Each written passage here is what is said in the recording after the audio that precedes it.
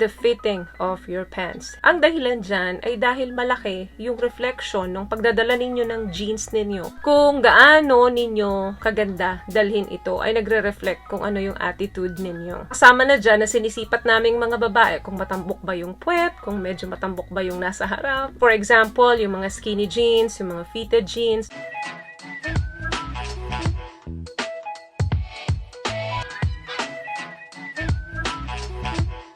Hi guys! Welcome back to our channel. Kumusta po kayong lahat?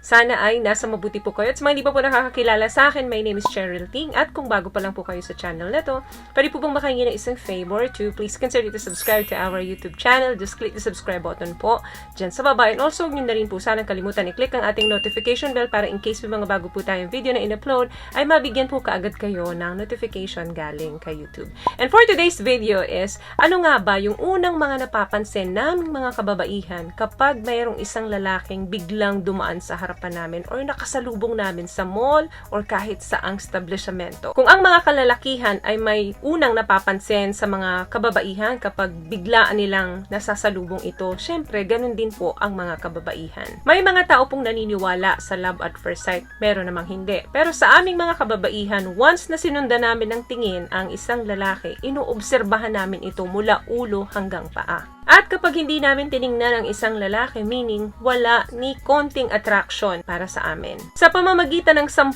segundo na pagtitig namin sa isang lalaki, nakilatis na namin yan mula ulo hanggang paa. Ang mga tips na to ay pwede ninyong magamit para sa susunod na maengkwentro ninyo ang babaeng nagugustuhan ninyo, ay alam na ninyo kung ano yung mga aayusin ninyo sa pisikal na kaanyuhan nyo.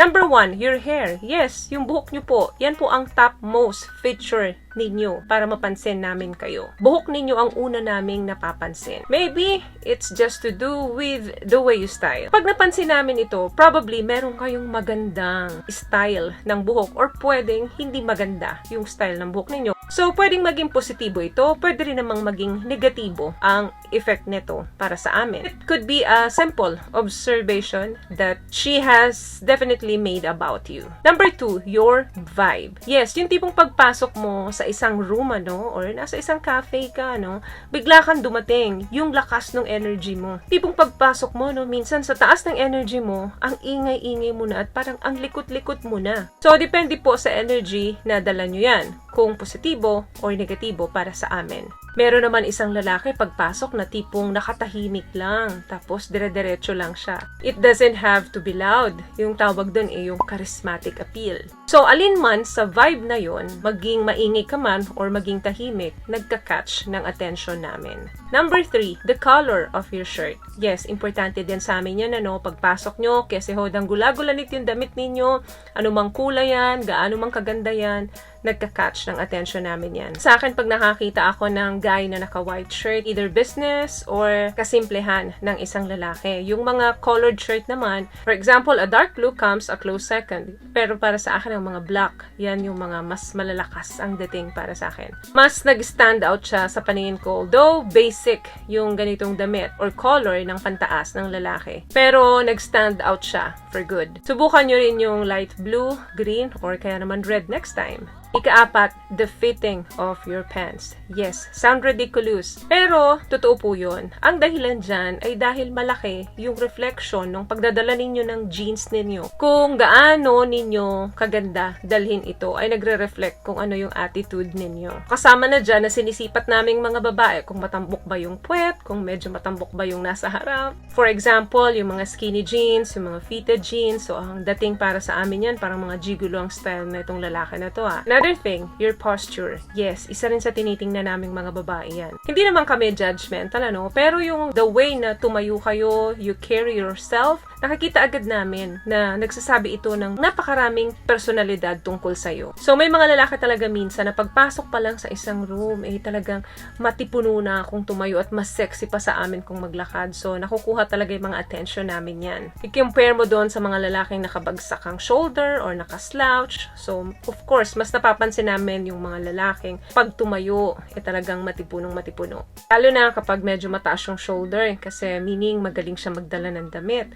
So, we love shoulders, Kasi nakikita namin kung gaano ka-broad yung shoulder ninyo. So, last but not the least, isama na rin natin dyan ang inyong mga mata. at paano mag-move ang inyong mga labi. Ito yung mga response pattern ninyo. The way you talk, the way say things doon sa nakapaligid sa inyo, or paano kayo makipag-usap doon sa taong kaharap nyo, paano nyo tingnan yung mga taong nakapaligid sa inyo. Kasama na dyan ang matatamis ninyong ngiti at kulay ng inyong mga labi. So, very observant kami dyan. Lalo na kapag medyo kinakagat-kagat ninyo yung labi ninyo, like, na ganyan-ganyan ninyo. Naiintriga kami kapag ganyan at nagkakaroon kami ng curiosity. Pero syempre, yun na yung pinakalis. Yun yung tipong nakipag-usap na kayo sa amin. So, in a matter of 10 seconds, sa ilan sa mga nabanggit ko, naobserbahan na namin ng husto yan. Ganyan po kagaling ang mga babae kapag sumipat ng lalaki at nakuha ang interest nila dito. So, huwag ninyong kalimutan yung mga tips na napag-usapan natin dito ngayon para sa susunod na dumating kayo sa puntong nakita nyo yung taong nagugustuhan ninyo, magamit ninyo ang ilan sa mga ito. So, yun lamang guys ang video natin for today. I hope nakatulong po ang mga tips na napag-usapan natin dito ngayon. At kung nagustuhan nyo po ang ating video, please give it a thumbs up, comment down below, and also share this video na rin po sa mga kaibigan na sa tingin nyo matutulungan ng video natin. Once again, palagi po kayong mag-iingat at palagi po kayong manalangin. Thank you guys for watching and see you on my next one. Always love yourself and be a blessing. Bye!